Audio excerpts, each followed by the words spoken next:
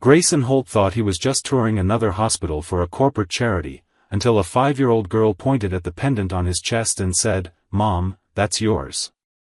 Grayson Holt had walked through hundreds of hospitals over the years, shaking hands with CEOs during funding meetings, cutting ribbons at pediatric wings bearing his company's logo, visiting research labs his foundation quietly supported.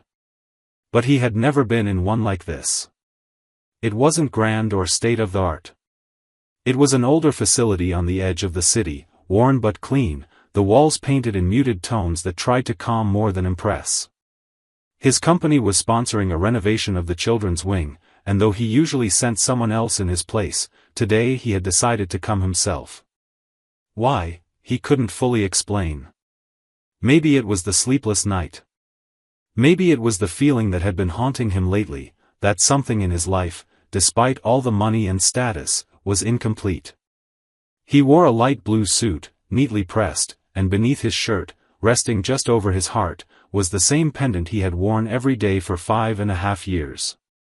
Half a heart, sterling silver, dulled slightly by time.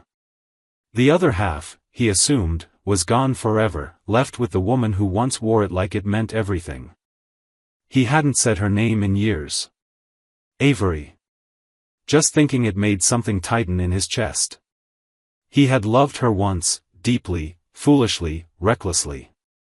And then he left. At the time, it made sense. He wasn't ready. He had a company to build, a future to chase, and she needed more than he thought he could give. So he walked away, and she didn't stop him. They hadn't spoken since. Now he stood in the main hallway of the hospital, nodding politely to a nurse giving him a tour, his thoughts elsewhere, when a small voice pierced the air. "Mom, that's your necklace." It wasn't loud, but it was clear. Instinct made him turn toward the voice. And then he saw her. The girl couldn't have been older than 5. She had brown eyes so deep and wide they almost swallowed the room, and her hair was the same soft chestnut that haunted his memories. She wore a pink t-shirt and a denim skirt and held a half-melted lollipop in one hand. But he wasn't looking at the candy. He was looking at her face. It was like staring into the past, his past. Her gaze was fixed not on him, but on the small pendant at the base of his throat, which had slipped slightly outside his collar. Grayson's heart dropped. He reached up, instinctively covering the pendant, but it was too late. The little girl turned to the woman beside her and tugged on her sleeve. "Mom, that's the same one you have." He followed the girl's motion, and then he saw her. Seated in a wheelchair, draped in a light blanket, was Avery. Her hair was thinner, and her face more fragile, but her green eyes still burned with that quiet, fierce intensity. She looked up slowly, and when her eyes met his, the world around them stopped. Neither of them moved. For a moment it was as if the past had collapsed into the present and everything that had ever been unsaid filled the space between them like static. Avery's eyes flicked briefly to the pendant around his neck, then to her own. Hanging on a thin chain just visible beneath her hospital gown was the matching half-heart. They had each held on to their piece, never knowing the other had done the same. The nurse began saying something beside him, but Grayson didn't hear it. His legs moved on their own. Step by step, he crossed the floor, until he was standing directly in front of her. She looked up at him, emotion flashing behind tired eyes, and then she gave the smallest, saddest smile he'd ever seen. "You came," she said, her voice dry but steady. He couldn't find his voice at first. He looked down at the little girl, her daughter, and then back at Avery. "Is she," he began, but the words felt too big. Avery nodded. "Her name is Rose." Grayson's breath caught in his throat. The pendant on his chest suddenly felt heavier. "She's mine," he said, not as a question, but as a realization. Avery didn't speak, but she didn't deny it. And in that silence, the truth filled every corner of his soul. Grayson Holt had come to the hospital to check on a donation. Instead, he had found the life he never knew he left behind. Grayson didn't remember walking to the nearest bench in the hallway, but suddenly he was sitting, elbows on his knees, his thoughts spinning so fast they barely held form. Across from him, Avery sat quietly in her wheelchair, her hands folded loosely in her lap, her expression unreadable but her eyes fixed on him with a level of calm that only someone used to pain could maintain. Between them stood Rose, bouncing slightly on her heels, unaware of the full gravity of the moment but sensing its importance. She held a small stuffed rabbit in one hand and studied Grayson's face with the wide-eyed curiosity that only a child who hadn't yet learned to fear the answers could carry. He stared at her. Everything in her face was familiar, the slope of her nose, the shape of her lips, the slight crease between her brows that matched his exactly when she frowned. He knew it without question. This was his daughter. Avery broke the silence first, her voice quieter than he remembered, more fragile. "I was going to tell you." Her hands tightened for a moment. "At first, I didn't know how. Then I thought maybe you'd find out on your own. After a while, I convinced myself it didn't matter if you knew. I told myself I didn't want to interrupt your life. You had made your choice." Grayson lifted his head, swallowing the rising guilt that pressed against his chest. "Avery, I didn't know you were pregnant." If I had, but he didn't finish the sentence, because the truth was he didn't know what he would have done. Back then, he had believed he was doing the right thing, walking away from something good before he ruined it. He had convinced himself she was better off without someone like him. But seeing her now, looking exhausted and thinner, and knowing she had gone through all of this alone, it shattered every justification he'd built for leaving. She nodded slightly, as if reading his thoughts. "I don't blame you. I did, for a long time, but not anymore. We both made choices. We both lived with them." Grayson looked down at Rose, who had now wandered over to a vending machine a few steps away, her tiny fingers pressed against the glass as she eyed a pack of crackers. "She's beautiful," he said softly. "She's amazing." Avery smiled faintly. "She's stubborn like you. Brave like her grandmother. Talks too much like me." Grayson couldn't help but laugh at that, a short breath of sound filled with disbelief and ache. "She doesn't even know who I am, does she?" "No," Avery replied. "She knows she has a dad somewhere. I just didn't have the words to explain why he wasn't here." She paused. "I didn't want her to hate someone she'd never met." He rubbed a hand down his face, trying to absorb everything. "What's wrong with you?" he asked after a long moment. "I mean, why are you here?" The shift in Avery's expression was subtle but unmistakable. She looked away. "Lymphoma," she said. "Stage 3. I'm responding to treatment, but it's been a fight. I started getting sick about a year ago, but I ignored the signs for months. I didn't want to believe it was serious." She looked at him again, softer now. "When they admitted me here full-time, I thought about calling you. Really, I did. But part of me was still angry, or maybe just afraid." He felt like he was suffocating under the weight of everything she was telling him. "And Rose? Who's been taking care of her?" "The nurses help when they can. Maggie, my nurse, has been like family. But mostly, Rose stays here with me. I couldn't bear to send her to foster care or to some stranger. She's too little." The thought of Rose sleeping in hospital chairs, of her watching her mother hooked up to IVs, of her learning to be silent when nurses passed by, twisted something deep in Grayson's gut. He hadn't just missed her first steps or her first words. He had missed her fear. Her resilience. Her whole beginning. He stood slowly and crossed the small space between them. "Let me help. Please, Avery. I don't care how we got here. I want to do right by her. And by you." She didn't answer right away. She studied him, carefully, as if trying to decide if this version of Grayson was the same man who had walked out 5.5 years ago. Maybe he wasn't. Maybe time and regret and absence had stripped away the arrogance. Or maybe he had simply grown up the moment he heard a child call her Mom. After a long pause, Avery nodded. Okay. You can start by getting her that snack she's staring at before she shakes the whole machine. It was so simple, and so heartbreakingly human. Grayson turned and walked to the vending machine, feeding in coins with shaking hands, and when he handed Rose the crackers, she beamed at him with a smile so bright it almost undid him. He crouched to her level and said, "I'm Grayson.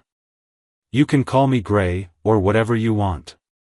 Rose studied him for a second, then took the crackers. "Okay," she said casually. "You look like someone who likes rules." "I don't." He laughed again, tears stinging his eyes. "We'll figure it out." And for the first time in years, he wasn't talking about business. He was talking about life. About something real. Something precious. Something he would never walk away from again. Grayson returned to the hospital the next morning, earlier than expected, carrying a small paper bag from the local bookstore down the street and 2 cups of coffee, one black, one with cream, just the way Avery used to drink it. He hadn't called ahead or texted. Part of him feared she might tell him not to come. But the bigger part of him needed to see her again, needed to see Rose.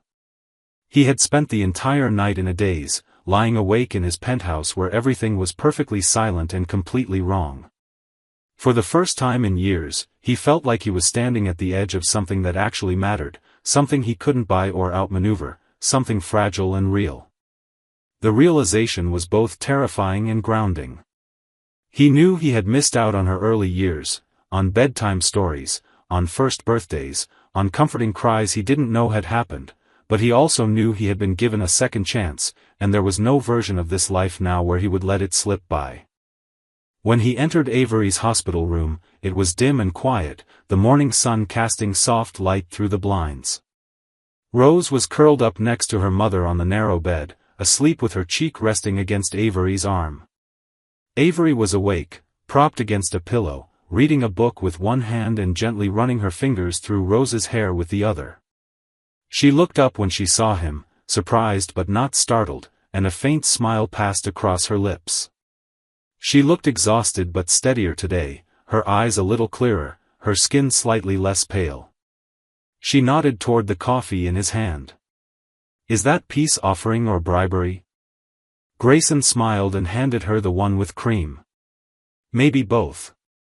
I didn't want to wait another day. I didn't sleep last night. I kept thinking about everything. About her. About you.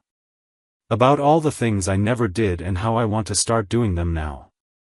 Avery took the cup, wrapping her hands around it slowly, as if warming them more from the gesture than the heat. "It's strange seeing you here," she said quietly. "I used to imagine what it would feel like, you walking back into my life.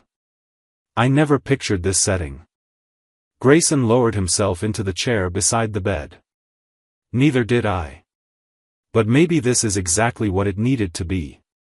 Something that strips away all the noise." She didn't respond immediately. Instead, she looked down at Rose, still sleeping peacefully. "She's been so strong through all of this. She asks questions I can't always answer. Sometimes I think she knows more than she lets on." Grayson followed her gaze. "She's sharp. And she's brave. She called me out yesterday without even blinking." "She does that," Avery said, her voice softening. "You know, she's never really had a stable male figure around. I didn't want to bring men in and out of her life just to fill a space. I didn't want her to see love as something temporary or replaceable." Grayson shifted, his tone quiet. "I'm not temporary." Avery studied him again. She seemed to be searching for cracks, for hesitation, for signs that this was guilt or charity or fear. But what she saw was different. He wasn't the man who had walked away years ago.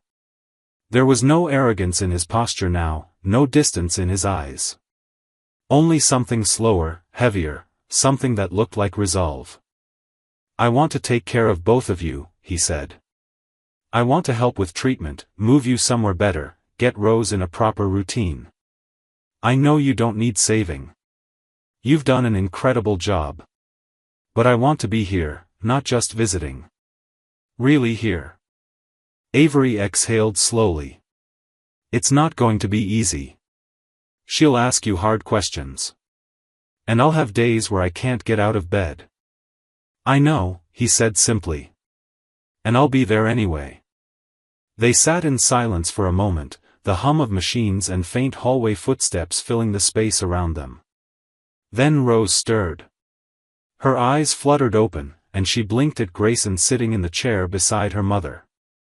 Are you still here? She asked sleepily, rubbing her eyes. I am, he said with a small smile. I brought you something. He reached into the bag and pulled out a small, hardcover children's book, a story about a brave rabbit who crossed a forest to find his way back home.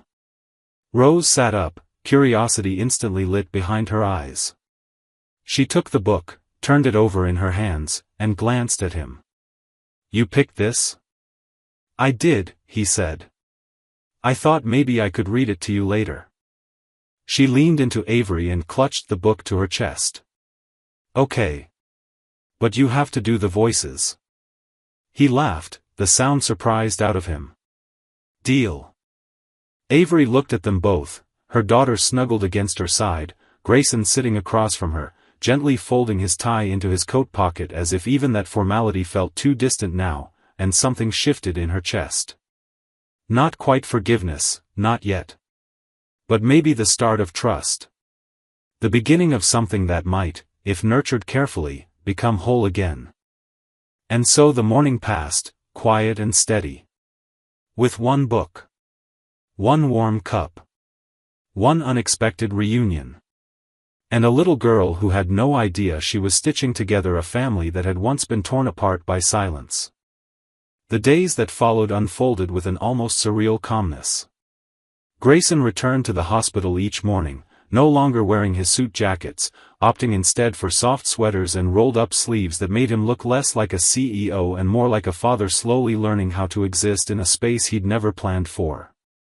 He brought books, puzzles, snacks, and small surprises for Rose, never anything extravagant, just the kinds of things a father might bring after learning what his child liked by paying attention. He noticed quickly that she loved animals, especially rabbits, and would sit for long stretches drawing detailed versions of them in the corners of her notebooks. One day, he brought her a watercolor set, and she surprised him by painting not a rabbit, but him. It was a crooked figure with a wide smile and large glasses that she insisted he wore, even though he didn't. He laughed so hard that Avery looked up from her chair and smiled at the sound, a smile that carried the weight of too many months lived in silence. By the third day, Grayson had met Maggie, the nurse Avery often spoke about. Maggie was brisk but kind, and she didn't hide her skepticism. When Grayson offered to cover some of the private treatment options, Maggie cornered him outside the room. She's proud, she said. You may have all the money in the world, but if you want to help her, do it with your presence, not your wallet. Her words stuck with him. He shifted his approach. He stopped asking permission to fix things and started listening instead. He sat beside Avery during treatments, sometimes saying nothing at all. He held Rose's hand while she slept in the chair beside her mother. He was learning, painfully and slowly, what it meant to show up. One afternoon, as the light outside turned soft and golden, Grayson arrived to find Avery in the hospital garden. It was a small space tucked between two wings of the building, with just enough sunlight and wind to feel like the world outside still existed. Avery was wrapped in a blanket, seated on a bench, a scarf around her head where her hair had once fallen in dark waves. Rose was sitting at her feet, picking tiny wildflowers from the grass and carefully braiding them together. Grayson paused a moment before joining them, struck by the quiet beauty of the scene. When he sat down beside Avery, she didn't look at him at first. I forgot what it felt like to breathe fresh air, she said. Even if it's just hospital garden air. It still feels like freedom.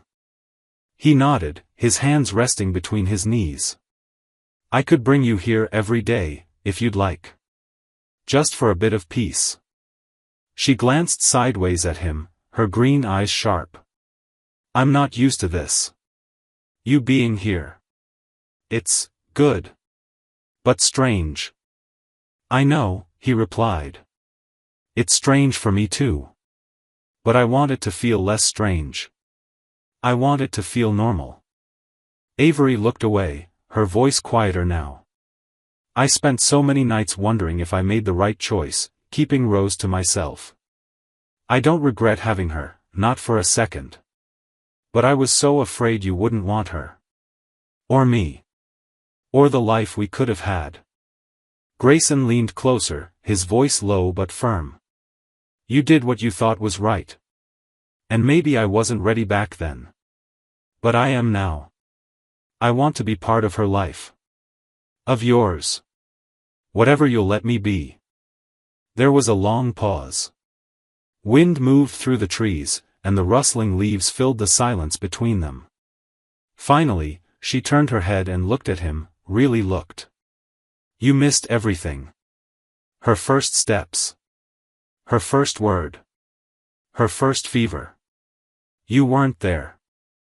"I know," he said, the words weighted with regret. "But I want to be there now. For everything else. For her first day of school. For when she loses her first tooth. For the hard nights and the good mornings. I want to earn it, Avery.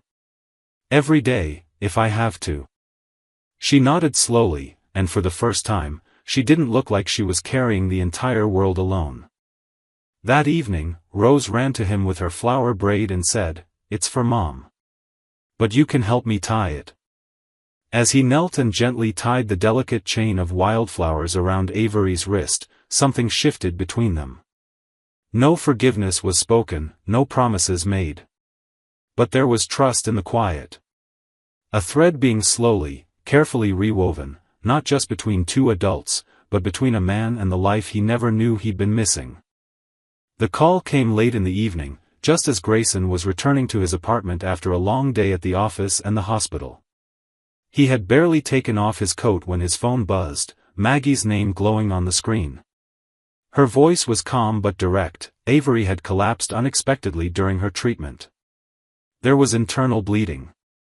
The doctors were doing everything they could, but it was serious. He was already back in his car before the call ended, heart pounding as he raced through the city streets. The sharp contrast between the polished silence of his penthouse and the sterile chaos of the hospital corridor had never felt so cruel. When he arrived, the hallway outside Avery's room was quiet, dimly lit. Maggie met him at the door. She looked tired, her scrubs wrinkled and her hair pulled back in a messy bun, but her eyes were clear. "She's stable for now," she said. But it was close. Too close. Grayson didn't speak. He only nodded, then stepped inside the room. The air was heavy with the hum of machines, the quiet beep of monitors keeping time with each heartbeat. Avery lay in bed, pale and unconscious, her breathing shallow but steady. She looked smaller than usual, her body lost beneath the layers of blankets and 4 lines. Rose sat curled in a nearby chair, hugging the same worn stuffed rabbit, her eyes wide and unblinking. Grayson walked over, crouched beside her, and gently placed a hand on her shoulder. "Hey," he said softly. "I'm here." Rose didn't cry. She simply leaned into him, resting her head against his chest in a way that spoke of complete exhaustion. He wrapped his arms around her and held her for a long time. Later, when she finally dozed off, he carried her to the little couch by the window and tucked a blanket over her. Then he sat beside Avery's bed and took her hand. It felt cold. He didn't know what to say, didn't know if she could hear him, but the words came anyway. "I'm not going anywhere," he whispered. "You've carried this alone for too long. I should have been here. I'm sorry for every day I wasn't. But I'm here now. And I'm going to stay, no matter what." The hours passed slowly. Nurses came and went, adjusting fluids and monitors, checking vitals. Grayson didn't leave her side. He stayed awake through the night, his hand still around hers, watching the rise and fall of her chest like it was the only thing that mattered. He thought of all the times he had turned away from emotion, buried himself in work, in control, in silence. But this was something different. This was helplessness and hope intertwined. This was love, not in words or grand gestures, but in the simple, quiet act of staying. By morning, Avery stirred. Her eyelids fluttered, then slowly opened. Her gaze was glassy at first, unfocused. But then she saw him, saw his face leaning over hers, and the faintest smile tugged at the corner of her mouth. "You're still here," she rasped. Grayson swallowed hard, brushing a strand of hair from her forehead. "Of course I'm here. I thought I dreamed it," she murmured. "You, holding my hand." "It wasn't a dream," he said. "It's real. I'm not letting go." Tears filled her eyes, though they didn't fall. "I'm scared," she admitted. "For her. For me." "I know," he said, his voice trembling. "But we're going to fight this. Together." Later that day, when the doctor came in to discuss the treatment options, Grayson was ready. He had already called in specialists, arranged consultations, and started the process for an emergency transfer to a top oncology center. Avery protested weakly at first, her voice hoarse with worry. "You don't have to." He cut her off gently but firmly. "Yes, I do. And not because I have to. Because I want to. You're not alone in this anymore." By that evening, arrangements were underway. Rose sat in Grayson's lap, quietly drawing with crayons as Avery slept, and the soft light from the setting sun painted the room in gold. For the first time in a long while, there was a sliver of hope, thin but unshakable. Grayson didn't know what the future held, but he knew one thing for certain: whatever happened next, he would not let go of this family he had almost lost before he even knew it existed. And now that he had them, he would move mountains to keep them. The transition to the new medical facility happened faster than anyone expected. Within 48 hours, Avery was carefully transferred by private medical transport to a leading oncology center outside the city, a place Grayson had pulled strings to access, even calling in favors he hadn't touched in years. He made sure she had her own room with space for Rose to stay, a private nurse, and a view of the hills beyond the hospital grounds. It wasn't opulent, but it was calm, filled with sunlight and quiet corners. Avery was too weak at first to say much about it, but he saw the way her fingers gripped the edge of the sheets when she looked out the window, like she was holding on to something again, something that felt possible. Grayson stayed at a nearby inn, checking in on her every morning and returning each evening with something for Rose: a new book, a sketchpad, a small box of strawberry-flavored granola bars that he'd remembered she liked. Every afternoon, when Avery napped, he and Rose would walk the grounds. She liked to collect leaves and rocks, giving them names and backstories that always made him laugh. She talked about her mother constantly, stories of bedtime songs and silly dances, about days when she was too sick to smile but tried anyway, about nights when she would whisper promises that everything would be okay. Grayson listened, absorbing every detail, because he had missed so much and because these stories were tiny fragments of Avery he had never known. They were both learning who she was from different angles, and in that strange intersection, something unspoken bloomed between father and daughter. In the evenings, they would sit together as a trio. Grayson reading, Avery resting, Rose tucked between them with a blanket draped over her knees. These quiet, routine moments began to form something new, a life not dictated by the past or what had been lost, but by what they could still create. And Grayson, once terrified of permanence, began to crave it. He found himself checking on Rose's school options, speaking with a local therapist about helping her transition, and, more than once, imagining what it would be like to have them both in his home full-time. One night, while Avery was asleep, Rose crawled into Grayson's lap and whispered, "Do you think Mom's going to be okay?" The question broke him in a way no lawsuit, no scandal, no corporate betrayal ever had. He didn't lie. He held her close and said, "I don't know. But I know she's strong. And I know we're going to be right here no matter what." She nodded slowly and rested her head against his chest. When he looked down, he saw her small fingers gripping his shirt in her sleep. He didn't move for a long time. The following morning, something shifted. Avery was stronger. Her appetite returned slightly. Her voice carried a little more weight. Grayson noticed the color returning to her face, a spark returning to her gaze. The doctors were cautiously optimistic, but Grayson didn't care about timelines or numbers. He only cared that she was fighting, and winning, even if only in inches. That afternoon, Avery asked for her journal. It was leather-bound, worn at the corners, something she had kept even during her hardest days. Grayson watched as she flipped through it slowly, stopping at one page, her fingers tracing the handwriting. Without speaking, she handed it to him. On the page was a note she had written months ago. It read, "If I don't make it, tell him thank you. And that I never stopped loving him. Even when he broke me." Grayson's hands trembled slightly as he read the words. He looked up at her, but she didn't need to explain. Instead, she reached out, resting her hand over his. "You didn't know," she said. "But you're here now." "I'm sorry," he whispered. "For all of it. I forgave you a long time ago," she said. "I just didn't know if I'd ever get the chance to tell you." They sat like that for a long time, holding hands in the hush of a quiet hospital room, as the late sun lit the windows in gold. There was no need for more words. There was only time, time that had once been stolen, but was now being given back in the smallest, most powerful ways. Grayson knew the road ahead was still uncertain.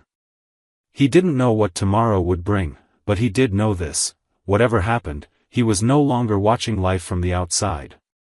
He was living it. With her. With their daughter.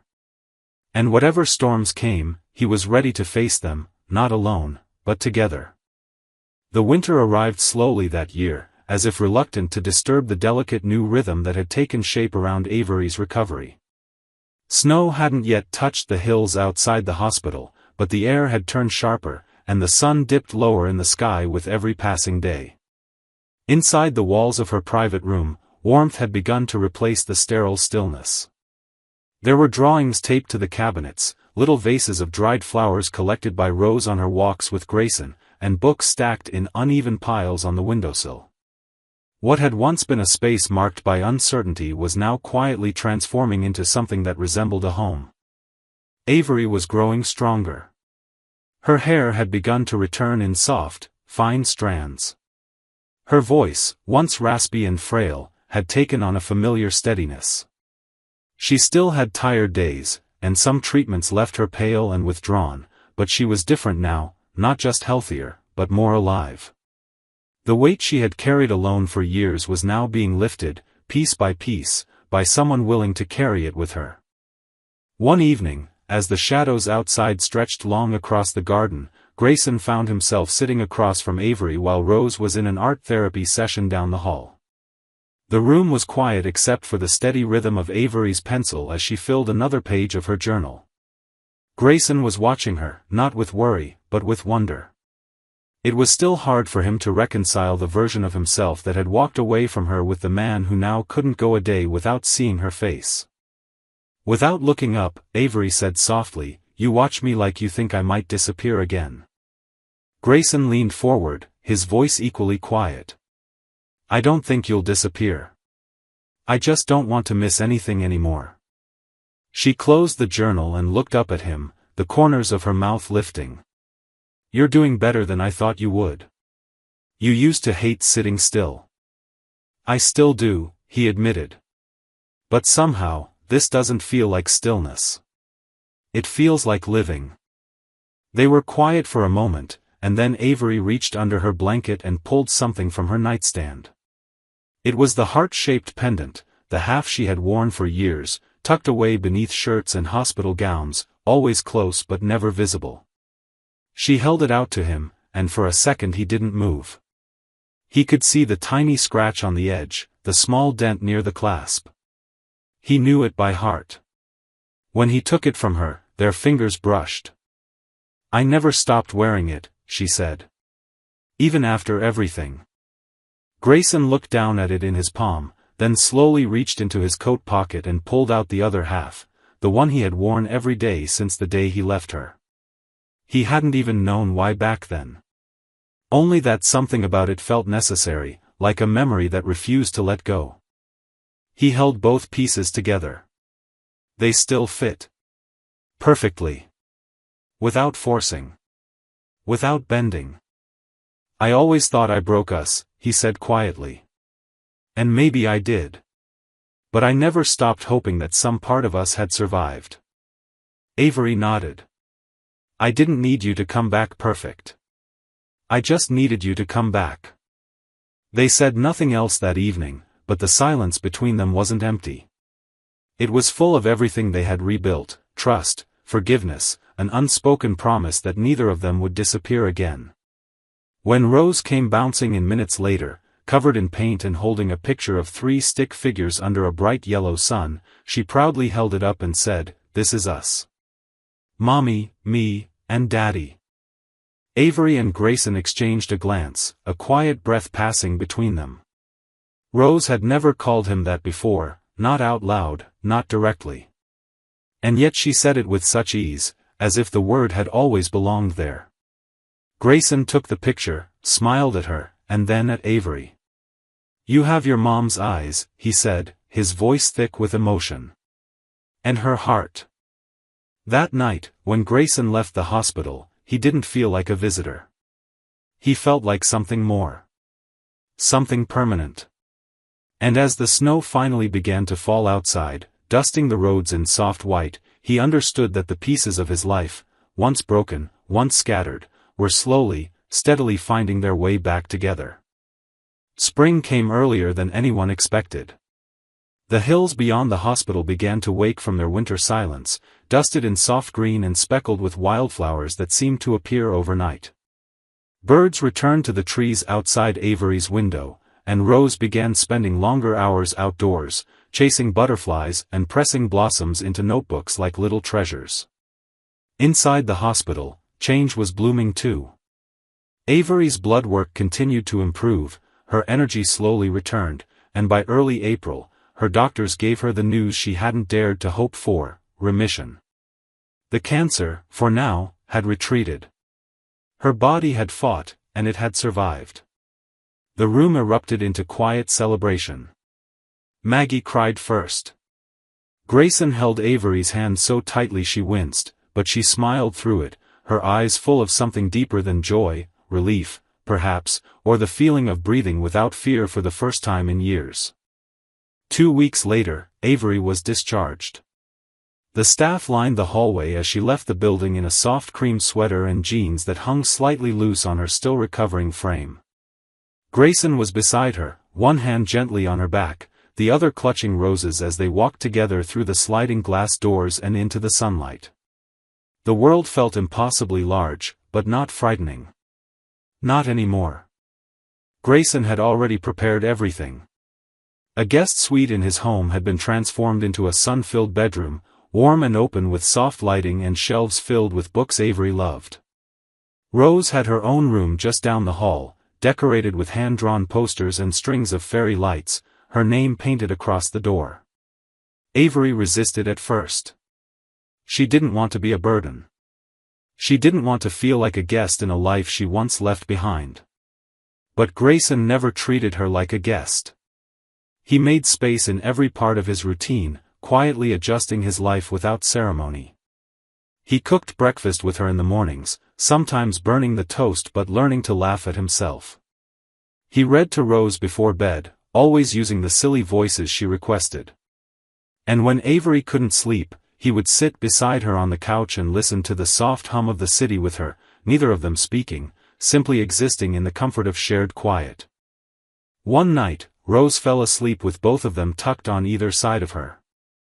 She had insisted on a sleepover in the big bed, and neither Avery nor Grayson had argued. They lay there in the dark, Rose's soft breath steady between them, and Avery whispered, "Do you ever wish things had happened differently?" Grayson turned to look at her, the glow of the streetlight outside casting a gentle shadow across her face. "I used to," he said. "But if they had, maybe I wouldn't have become the kind of man who deserved this second chance." She reached out across the space between them and laced her fingers with his. "You always did," she said. "You just didn't know it yet." In early summer, they had a small celebration in the garden behind Grayson's home. Just a few close friends and some of the hospital staff. There was no grand announcement, no speeches. Just music, soft laughter, a few candles, and the three of them under a tree that had begun to bloom with tiny white flowers. Rose ran barefoot through the grass, wearing a crown of daisies Avery had woven for her, and Grayson sat with Avery on a bench, his arm around her shoulder, both of them watching as their daughter spun in circles, carefree and whole. Later that evening, Grayson knelt in front of Avery as the sky faded from blue to lavender. He didn't have a ring in his pocket. He didn't have a script. But he did have everything he had never said. He took her hands in his, kissed her knuckles, and simply said, "I want to grow old beside you. Whatever that looks like. I want to be the man who walks with you through everything, not just the hard parts. Say yes, Avery. Say yes to us." Her eyes shimmered, and for once she didn't hold back the tears. She leaned forward, touched her forehead to his, and whispered, "I already have." They didn't need an aisle or a ceremony that day. They had something more sacred, redemption, healing, love rebuilt from silence and scars. And as the night drew in around them, their hearts, once broken in separate halves, beat together as one.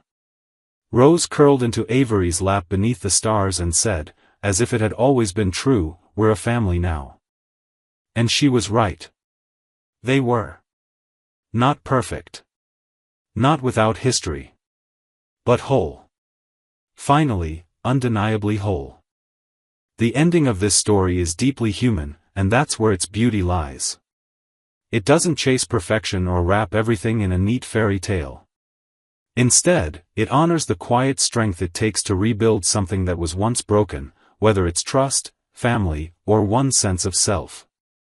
Grayson's journey isn't about redemption through grand gestures, but through showing up every day, staying when it's hard, and listening when words fall short. Avery's healing isn't just physical, it's emotional, spiritual, and earned through her refusal to let pain turn into bitterness. What I love most about this ending is its restraint. It doesn't promise that everything will always be easy. It just promises that they'll face it together. And sometimes, that's the most powerful kind of happy ending, the one where two people choose each other, not because they forgot the past, but because they've finally made peace with it. It's a reminder that family isn't defined by timing or perfection or even biology. It's defined by choice. And in the final quiet moment beneath the stars, when Rose says, "We're a family now," you believe her. Because after everything, they are.